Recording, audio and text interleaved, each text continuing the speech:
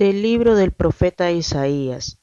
Esto dice el Señor: ¿Cómo bajan del cielo la lluvia y la nieve y no vuelven allá, sino después de empapar la tierra y fecundarla y hacerla germinar, al fin de que dé semilla para sembrar y pan para comer? Así será la palabra que sale de mi boca. No volverá a mí sin resultado, sino que hará mi voluntad y cumplirá su misión.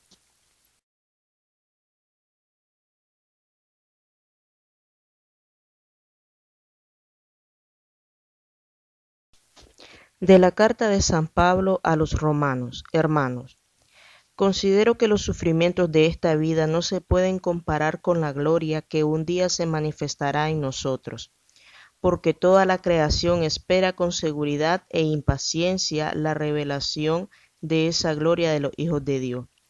La creación está ahora sometida al desorden, no por su querer, sino por voluntad de aquel que la sometió, pero dándole al mismo tiempo esta esperanza, que también ella misma va a ser liberada de la esclavitud de la corrupción, para compartir la gloriosa libertad de los hijos de Dios.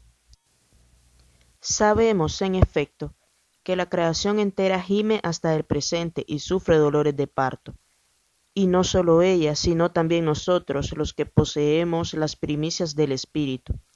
Gemimos interiormente, anhelando que se realice plenamente nuestra condición de hijos de Dios, la redención de nuestro cuerpo.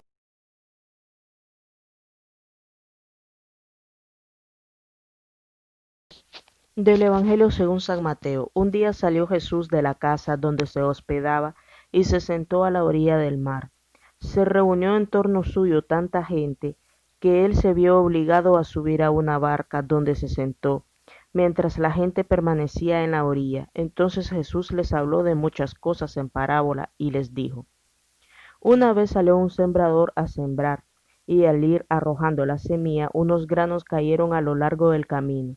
Vinieron los pájaros y se lo comieron.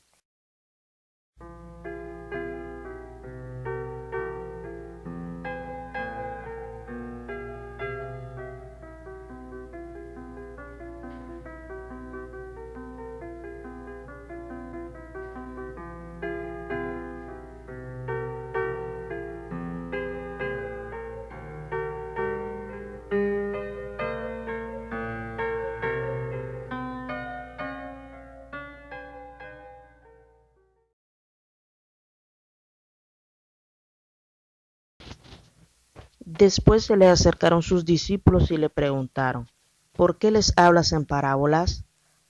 Él respondió: A ustedes se les ha concedido conocer los misterios del reino de los cielos, pero a ellos no. Al que tiene se le dará más y nadará en abundancia, pero al que tiene poco, aun eso se le quitará.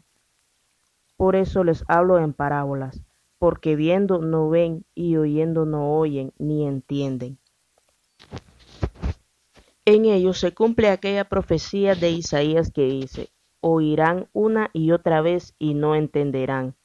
Mirarán y volverán a mirar, pero no verán, porque este pueblo ha endurecido su corazón, ha cerrado sus ojos y tapado sus oídos, con el fin de no ver con los ojos, ni oír con los oídos, ni comprender con el corazón, porque no quieren convertirse ni que yo los salve.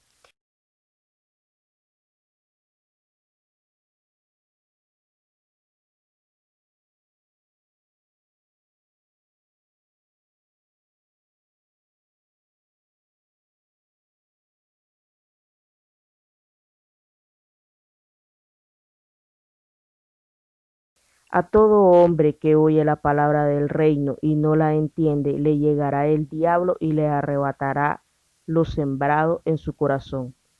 Esto es lo que significan los granos que cayeron a lo largo del camino. Los sembrados sobre terreno pedregoso significa al que oye la palabra y la acepta inmediatamente con alegría, pero como es inconstante, no la deja echar raíces, y apenas le viene una tribulación o una persecución por causa de la palabra, sucumbe. Lo sembrado entre espinos representa a aquel que oye la palabra, pero las preocupaciones de la vida y la seducción de las riquezas la sofocan y queda sin fruto. En cambio, lo sembrado en la tierra buena representa a quienes oyen la palabra, la entienden y dan fruto. Unos el 100 por uno, otros el 60 y otros el 30. Las lecturas de este domingo, 15º del tiempo ordinario, giran en torno a la palabra de Dios y su efecto, y están en un contexto ecológico. Se las comparan pues como una semilla, hay semilla, hay sembrado, hay cosecha de frutos, etc. La primera lectura del profeta Isaías nos habla precisamente como baja la lluvia y la nieve sobre el cielo y no vuelven hasta haber dado fruto, hasta hecho germinar las semillas. Así es la palabra de Dios, que no quiere que no quiere que vuelva vacía, sino que se cumpla, se realice su voluntad. Y el Evangelio precisamente comienza el capítulo 13 del evangelista San Mateo, en que va a ser todo él una serie de parábolas. Y comienza con esta parábola del sembrador que va a sembrar, que Dios es el sembrador, Él va sembrando en la humanidad.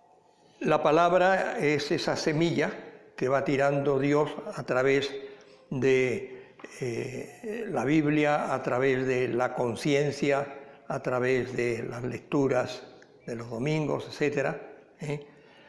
Y nosotros somos la tierra que recibimos esa semilla. Y la tierra, y va a depender el que se recoja semilla, el que recoja fruto o fruto, según la tierra. La palabra de Dios se va sembrando continuamente y el que esa palabra de Dios recoja fruto va a depender pues la tierra en la que cae. Hay varias clases de tierras, lo pone la comparación de Jesús. Hay una tierra que es pisoteada, es la tierra del camino. Ahí, por más semilla que se echen, nunca produce nada, porque es una tierra dura, es una tierra compacta, cerrada a toda posibilidad de germinación. Hay también, junto al camino, lo que dice Jesús, hay un terreno pedregoso, hay tierrecita, pero hay mucha piedra, es un terreno superficial, un terreno que por suerte la palabra de Dios, la semilla, puede caer entre algunos granos de tierra y puede intentar pues echar raíces, pero de todos modos, aunque eche raíces, esa semilla no cuaja, no es capaz de dar fruto. Está también, dice que otra semilla cae en terreno lleno de maleza. La tierra es fértil, la tierra es posible, pero esa tierra está ya ocupada, por decirlo así, por mucha maleza, por muchas distracciones en la vida humana. Pues sí, la persona esa podría, si se pone a escuchar la palabra de Dios, podría dar fruto, pero no oye, no es capaz de oír, de escuchar, porque su entorno está lleno de ruidos.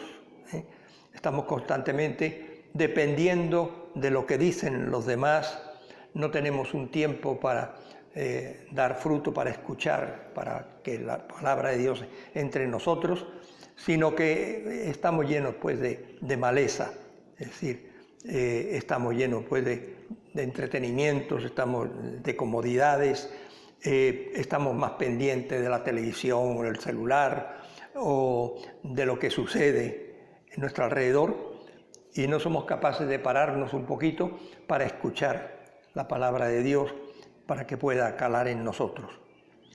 Pero también hay tierra buena, es aquella persona que sí es capaz de ponerse a reflexionar, de escuchar la palabra de Dios, de tener momentos de oración, tener momentos de lectura espiritual de la Biblia, etc. Momentos en que uno pueda ponerse a escuchar la palabra de Dios que llega en nosotros, que puede acoger lo que Dios, escuchar lo que Dios quiere y acoger lo que Él nos dice y ponerlo en práctica. Y el problema que nos plantea pues estas lecturas es preguntarnos, a ver, ¿qué clase de terreno somos nosotros? Somos tierra cerrada, como tierra pisoteada, rechazamos pues ponernos a escuchar, estamos sordos a lo que Dios quiera decirnos. O somos también tierra pedregosa, sí, tenemos tierra buena, tenemos momentos de reflexión, pero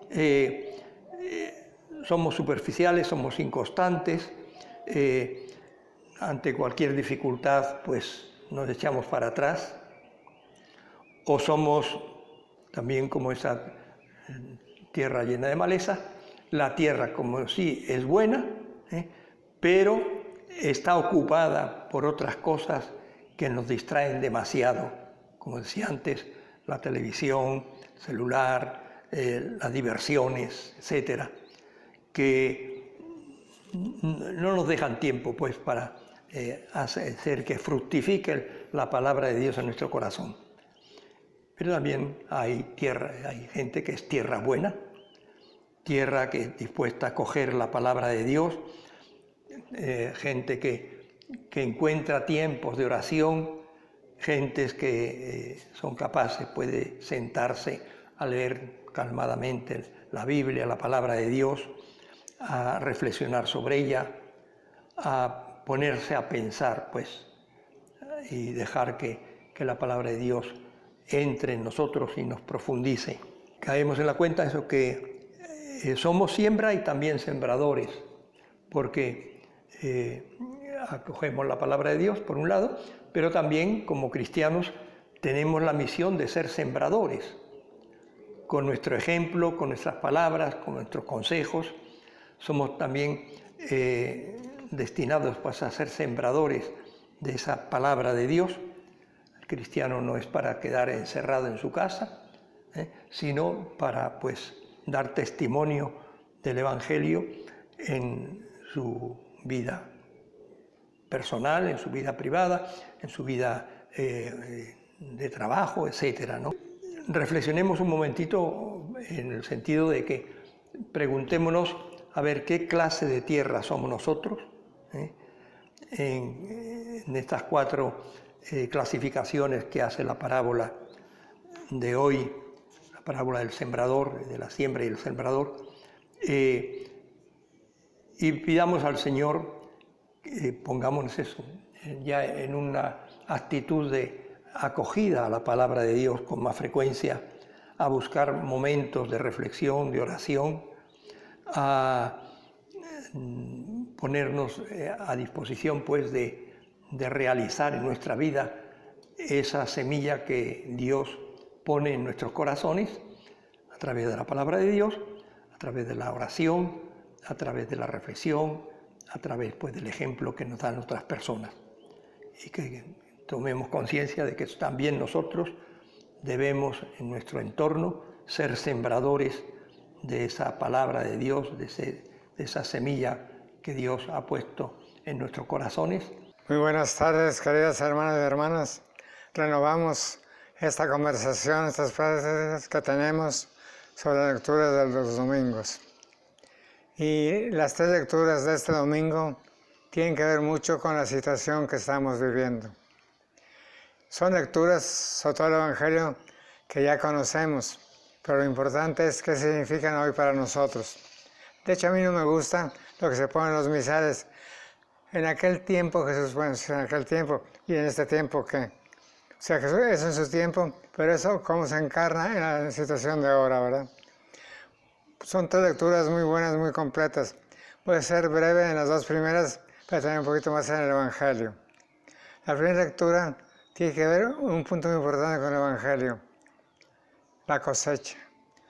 La cosecha, el campesino espera la cosecha, y es su esperanza. Y nosotros como cristianos esperamos que fructifique el reino de Dios. Y en la situación que estamos viviendo en Nicaragua, es importante no desesperar, sino tener esperanza. Que la cosecha sea de 60, de 80, de 100, hay muchas cosas, pero Jesús pone la palabra esperanza. No solo dice lo que no va a dar, es precisamente Jesús habla también del fruto de la cosecha. Dios quiere que su palabra fructifique, nos dice, que dé frutos en la vida, que cambie la vida. Que no sea algo pasajero que pasó como una desgracia, esto del virus y todo sigue igual, sino cosechar en la línea del reino de Dios. Eso es muy importante. Y segundo, la segunda lectura nos habla también de la situación que estamos. Es tremendo el calentamiento global, la contaminación, todo lo que está pasando en el mundo por eso, ¿verdad? Y cómo esta misma crisis pues está conectada con la contaminación que hay, por ejemplo, en las granjas porcinas y enfermedades de animales que se transmiten en los humanos y que se provocan por tanto antibióticos, animales, etc., ¿no? Entonces, esa lectura dice con toda razón que la misma creación, ¿verdad?, está como gimiendo y espera su redención. O sea que la redención y salvación que habla ya la primera lectura también, no solo es la otra vida desde aquí. Y dicen que espera que nuestro cuerpo, no como decimos el alma nomás, espera nuestra redención también de nuestro cuerpo. La redención de la naturaleza como Dios la quiso, como nuestra casa común. Entonces es muy importante tener esperanza y actuar, ¿verdad? Actuar en la línea que nos toca para cuidar que no siga avanzando la contaminación. De paso digo una cosa bien triste. De menos el año pasado mataron a unos 14 activistas ambientalistas en México. Y en Brasil también a otros. Y en Brasil mataron a Chico Méndez, de una religiosa, ahorita no recuerdo su nombre, que se distinguió por la defensa en la Amazonía de la naturaleza. Entonces no solo no se cuida la naturaleza, sino se mata a los que la cuidan y defienden. Es una desgracia muy fuerte, ¿no? Entonces la segunda lectura, porque sea un llamado para nosotros, cómo estamos cuidando nuestra casa común, cómo apoyamos a los que luchan por cuidar la casa común, por detener esta contaminación tan seria, tan grave, ¿no? Pasemos al Evangelio por cuestión de tiempo, ¿verdad? Bueno, creo que hay una cosa muy importante. Las parábolas quiere decir una comparación. Eso es parábola. Para entender algo, Jesús habló poniendo una comparación. Entonces hay que desentrañar la comparación, ¿verdad? Y Jesús son cosas de la vida cotidiana, del agua, de la sal, de la luz, etc. Y aquí pone en concreto de la siembra, la cosecha del sembrador. Pero cosa curiosa, resulta que el sembrador y la semilla es Jesús mismo. Jesús es el sembrador con su vida misma. O sea que la semilla que el Espíritu siembra en nuestros corazones, en el mundo, es Jesús mismo y su palabra. Y Juan, con toda razón, empieza el Evangelio diciendo que Jesús es la palabra de Dios. Entonces, cuando estamos pensando, pensemos en concreto, no es cualquier palabra. Es la palabra de Dios hecha carne en Jesús, en su vida. Y es lo que estamos celebrando. Qué mejor sembrador y qué mejor semilla. Y ante ese hecho, dos puntos importantes. Uno, que nosotros, Jesús nos llamó a ser sembradores como Él, de la buena semilla de su vida. Cuando decimos su palabra, no es nomás la palabra que dijo en la boca, que escuchamos igual que nosotros. Su palabra es su vida entera. Lo que sentía, lo que decía, su actitud, lo que dijo, lo que hizo, la entrega de su vida, esa es su palabra. Todo eso es Jesús, es su palabra, que fructifica en sus corazones. Pero el Evangelio, con toda razón, nos dice lo que Jesús repite, que tenemos que cambiar de mentalidad, de actitudes, de corazón, tenemos que convertirnos. Porque esa buena palabra, esa buena semilla, buen sembrador, se puede echar a perder y eso es por nuestra responsabilidad humana. Lo primero es la dureza, el suelo duro. Cae la semilla en cemento, se pierde, se la come un pájaro o un ratón, quien sea, ¿no? Pensemos, por ejemplo, cuando un papá, un padrastro o un desconocido, pero peor si es papá o padrastro, viola a una niña o un niño, no es una dureza de corazón que quisiera coger palabra de Dios. Cuando, por ejemplo, ahora en esta crisis se hace trabajar a las maquiladoras, está bien por la parte económica, pero sin condiciones para las muchachas que trabajan, no es dureza de corazón, no es un corazón duro. Cuando en esta crisis, como decía un compañero, hay gente que se fue en su paseo turístico al Caribe, en sus viajes turísticos. ¿Cómo va a ser eso ante una tragedia mundial? ¿Cómo puede ser el corazón duro? Somos indiferentes a la tragedia de tantos años en Libia, por ejemplo, en Afganistán. No podemos ser indiferentes a eso. Y pensar en nuestra vida cotidiana, ¿qué parte de nuestro corazón puede hacer eso? Somos generosos, somos buenos, pero hay una partecita que es dura. Yo creo que tenemos que clamar como hacemos en Semana Santa con el profeta Joel, que quite nuestro corazón de piedra y nos dé un corazón humano como el de Jesús. Entonces, lo primero, la dureza. Segundo, la superficialidad. ¿Importa? Bueno, sí, pero la primera dificultad, pues se seca, ¿verdad? Porque hay como mucha superficialidad en ese sentido. Yo un día estaba en la casa, varias veces, platica la gente de la telenovela como si fuera la vida real. Si no sabes que están hablando de la telenovela, que están hablando de cosas de la vida real. Es la telenovela. A veces, no es que se llaman las canciones de novela, pero es lo que se asume. Indiferencia ante lo serio de la vida, ¿no?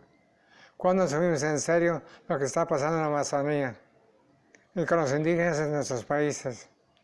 Y toda la crisis de corrupción en nuestros gobiernos en Centroamérica, etcétera, ¿no? Somos superficiales. Y eso saca la palabra de Dios. Cuando no meditamos, no reflexionamos, no oramos sobre lo que está pasando en la vida. Entonces digo, lo segundo que tenemos que revisar, ¿qué tan superficiales somos? ¿O cuánto ahondamos en lo que está pasando en la vida? Nos detenemos a meditar, a pensar. También obviamente hay que distraerse y todo, ¿verdad? Pero hay preguntas fundamentales de lo que está pasando hoy en nuestra patria, en nuestro país, ¿verdad? Igual, digamos, ahorita con la crisis en todo el mundo. Y tercera advertencia que hace Jesús es que cuando la palabra se muere la palabra de su fruto por la seducción del placer, del dinero, del poder, de la gloria. ¿Cómo puede haber tantos multimillonarios ante tanta hambre? Por ejemplo, es muy claro, ¿no? Jesús tuvo tentaciones que son mesiánicas, porque fue hombre como nosotros también. Tuvo la tentación de la gloria y la rechazó, ¿verdad? Y a veces por quedar bien y por prestigio, parece que es lo importante en la vida, ¿no? Salir retratado, etcétera, en los periódicos como gran persona, y cuál es la vida que tenemos, ¿no? Y aún a nivel personal, las competencias entre maestros, entre compañeros, etcétera, porque puede ser pues la gloria y el prestigio, ¿no? Pero pensemos también, como dice, el dinero que esclaviza, ¿verdad? Como una gran tentación. ¿Cuánta corrupción hay? ¿Cuántas mordidas? Y nosotros caemos en la tentación de dar la mordida al policía de tránsito, por ejemplo. No pensemos solo lo grande que pueden hacer y que están haciendo corrupción tanta gente, ¿no?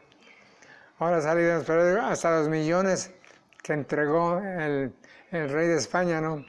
A una ex amiga. Uno dice, ¿cómo puede ser eso, verdad? Pero en la vida cotidiana se da la corrupción por dinero, por poder.